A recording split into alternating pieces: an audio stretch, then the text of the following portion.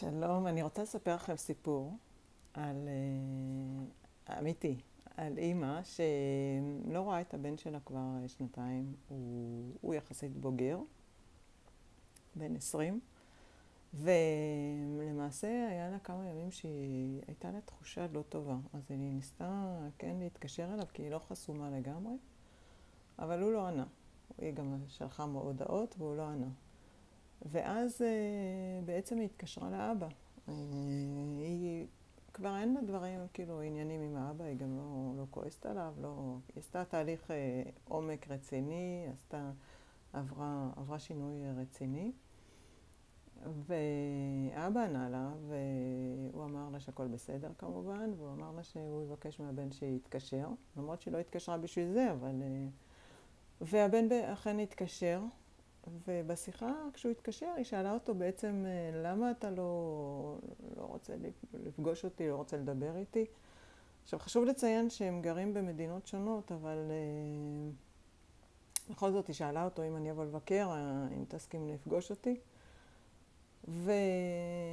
והילד אמר, אני לא כועס עלייך, אבל אני לא רוצה לפגוש אותך. אז היא שאלה אותו, למה?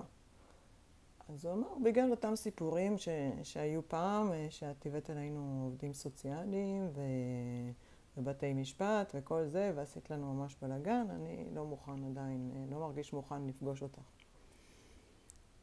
טוב, היא אמרה לו רק שהיא חושבת שלכל דבר יש כמה זוויות הסתכלות, ושהיא רואה את הדברים קצת אחרת, אבל הכל בסדר. והסתיימה השיחה פה. עכשיו, מה שקרה אחר כך, למחרת, האבא התקשר.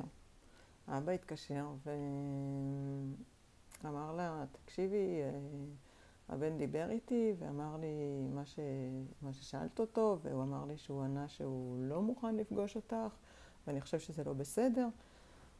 ותוך כדי שיחה פתאום היא הבינה שהאבא אומר, אם תבואי לבקר, אז אני אדאג שהוא יראה אותך, שתיפגשו. והמשיך בשיחה כל העניין, מה שהיה היה, יש לנו אפשרות לעשות שונה את העתיד, אנחנו כבר לא בקונפליקט, הילדים צריכים לראות את זה, ועוד בלה. מה שאני רוצה להגיד בזה, שאני חושבת שעכשיו, קשה לדעת אם האבא הוא משתמש רק בכותרות, ומאחורי זה יש לו איזה רעיונות, אני לא יודעת למה הוא בעצם מגיב ככה.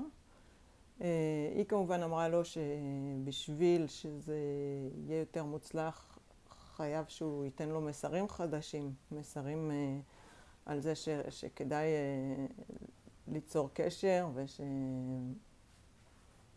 כאילו, לשנות את המסרים שהוא קיבל בגיל יותר צעיר. וזהו, זה לא קרה עדיין, הם עדיין לא נפגשו, אבל זה נשמע כאילו פתח למשהו. אז רק רציתי לשתף אתכם, ויום טוב.